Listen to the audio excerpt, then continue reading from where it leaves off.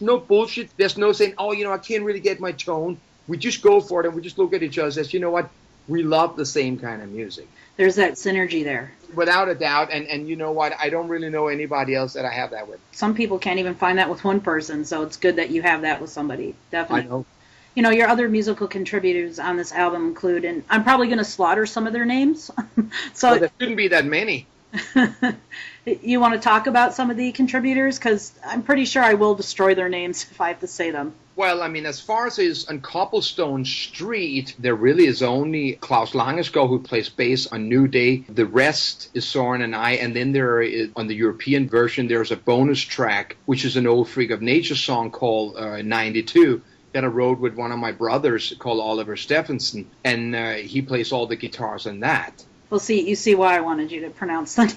Well, I mean, over the course of time, also the people that you've worked with, too, is... Oh, yeah, no, of course, yeah, sure. I mean, the thing was Soren and Klaus and another guy called Morten Helborn and Oliver, like the five of us, have been part of a project called the Rock and Roll Circus, and that really happened when Mike Tramp did his solo album 2009, and the guys just had too much of an impact on my sound that I couldn't call it a solo album. This is the difference between when Tom Petty does it and when Tom Petty does it with the Heartbreakers. They were just too much in part of the sound, not the songwriting, but the sound. So it became my Tramp of the Rock and Roll Circus. And sometimes if I feel that I need to return to an album that's what I will do under that name. I'd like to go backwards here a little bit to 2003 when you released More to Life Than This, because listening to that album and Cobblestone Street, you definitely tell it's a you album. You're right there, kind of folksy feel. Yeah, it's my favorite album. It spoke to me, too. That's why I was bringing it up. I had read this review by someone who wrote this right after, so 10 years ago this review was written by someone named Neil Page, and he had said, all the songs of this new album plow through a very melodic furrow. Naturally, the unique and charismatic voice of Mike Tramp is center stage, but all 10 songs to More to Life Than This earn top marks for the quality of the songwriting. When you hear reviews like that, especially when you've just said that this is basically your favorite album, are you looking for some sort of confirmation from others? No, not really, but it gave me goosebumps for the third time in our interviews, so it's not a matter of that. It's just great when people get the message because I'm so simple, especially with the title track More to Life Than This. That's like one of my favorite songs and the fans' favorite songs live because the first verse was right after the incident at Columbine High. And I was really looking at this because I had been in America so many times when these massive incidents happened that changes. And that to me was, okay, here is really a look upon the raising of your children. And that's what I saw there. So that whole verse gets dedicated to that. And the second verse had a lot to do with, again, the foundation of our lives, which really is the farmers. About that this is what we eat and the struggling and how quickly it takes over. And the third verse is really the decline of rock and roll and so on. It's just great to dealing with these top issues and things that are very close to me. I grew up on a farm and my brother's a farmer now, so it's always watched that whenever there's tragedies and over the past decade the shootings is just going out of control. But be responsible. It starts somewhere, and I don't believe that it just has to do with the gun law and stuff like that. But of course, the more accessible something is, the bigger the chance will be that somebody will use it. So it all comes down to that. I had an incident with a gun myself in 98 where I found out that a legal gun in California cannot be traveled with in a box in New Jersey. It's just, again, one of these issues in America that is so messed up. But you know what? It starts with the home you grow up in, your school teacher. Just look at the beginning, mother's milk. I usually don't do this during an interview, but I'm going to dedicate this to Liz Kumet. She's far from home. She's stationed in Italy with her husband. They're serving the country, and she's got her little daughter there, and I think they're going through the motions of all that and what it's like to fight for this country. So this song goes out to her. Look at me, I'm a winner. Everything I had, I lost. Now I'm sitting counting silver in a bucket full of rust.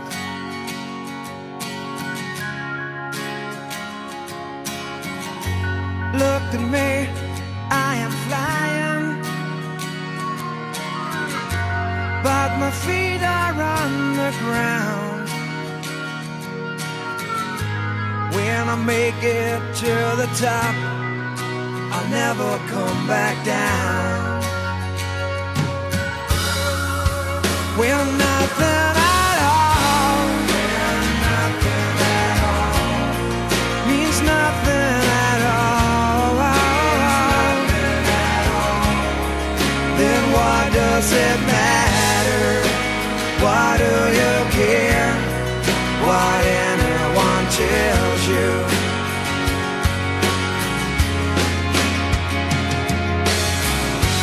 Look at me, I am dreaming in a place where all is real. I don't know if I can tell you how it looks and how it feels. When nothing at all, when nothing at all means nothing at all, then why does it matter? Why do you care what anyone tells you?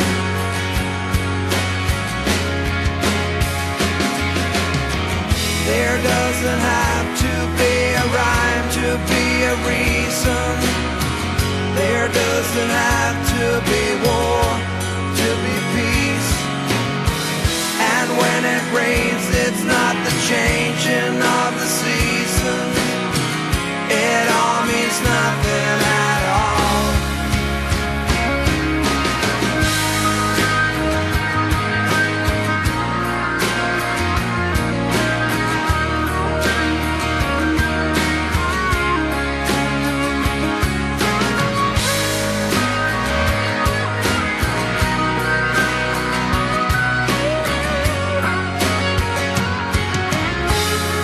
Yeah, when nothing at all, when nothing at all means nothing at all,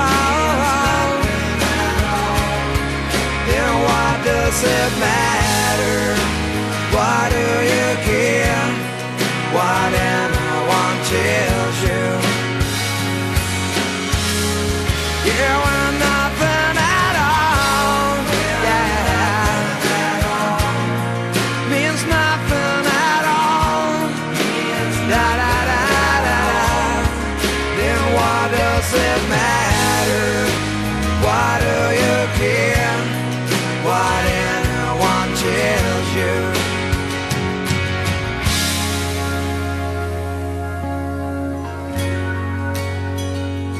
Bye bye. Bye bye. Bye bye.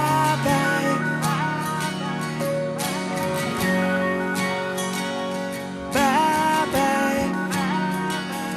Bye bye. With all this touring you've done over the past 3 decades, was there a place during that time that you could call home, or is it possible to feel that you have roots anywhere when you're always on the move like that? Yeah, and I've obviously come to the point now that I paid a price for my life in a good way. I mean, I walked out of my mom's home when I was 15 and joined a band that were 10 years older than me and instantly left, didn't even finish being a teenager. The next day I was in adult environment and grew up that way, and there was a lot of stuff that I missed. A lot of the teenage mistakes that later on makes you a man, and of course you sometimes you have to fall on your ass during that time in your life. I didn't do that, so I kind of grew up in a different way. And then later on, then we moved to Spain, and then from Spain the band traveled to New York in '82 and became like the early birth of White Lion, because we were called Lion, and some of the songs that I later ended up playing with Vito became from there. And then from New York, where I lived for almost 10 years, I moved to Los Angeles and Lake Tahoe, and then to Australia, and then I met my second wife in Indonesia, and all that journey away from my birthplace of Denmark. And all the time, every time I moved, things just got put in cardboard boxes and never put back up on the wall. I come home and sit in one of the wings of my brother farm, and my platinum albums and all my awards and stuff like have been card boxes for 15 years. Right, so that sometimes has to do with what a home is. A home is not a soft pillow It's really something where you can measure your life by looking at a picture of your family or different things, seeing something that is part of your childhood stuff, just like a recharge through your eyes. No, there really isn't a place that I can call home, but I know it feels like home when I'm together with my children and I feel that love. And, I'm not saying my wife, I'm saying my children, because that is an eternal love. The song When the Children Cry off of 1987's Pride, it was such a mega hit when it was released. And given the anthology of your music, why do you think the song still seems to resonate as much as it did back then? Well, I sure would hope that the reason why the song is very big today and not just a hit is because the lyrics have become even more important. And I think that when it became an MTV hit, I think it was really maybe just more based upon the band and the 80s and stuff like that, and maybe not a lot of the people really listened to the lyrics. Later on, around the world, the lyrics of that song is a song of hope, it's a song of reality, it's a song of status, it's a song of what we have done. It's a song that becomes more like imagine or give peace a chance. Maybe in reality that it's much different than Home Sweet Home or, Heaven by Warren. Were more like 80s ballad with a lyric that sort of just put it in time there. The When the Children Cry could be played in 100 years and probably will still be able to have a similar message because people will still be destroying and people will still be rebuilding. You were kind enough over one of our breaks to offer to me to come back and continue on with this conversation. So first of all, I'm going to thank you for coming on. I'd also like to thank Gordon Ryan and everyone with Rock Factory Radio Network as well. You can learn more about tonight's guest at miketramp.dk as well as on Facebook at Mike Tramp Official and other social media sites. You can also visit his official fan site at miketramp.webs.com or get his latest tour dates, upcoming events, albums, and more. Give me your feedback on tonight's show and see what other shows are coming up at facebook.com 80sgasmrock, or you can email me, Jenn, at 80sgasmrockfactoryradio@gmail.com. If you want to be part of the Raw View in an upcoming broadcast, you can hit me up for that too. So until next time, this is Jenn Mitchell saying make sure you're hitting your own spot in all the right places. Thank you again so much, Mike Tramp. We're going to pick this up again maybe later this week. Count on it. It's been a pleasure. Little child, dry your crying eyes. How can I explain the fear you feel inside?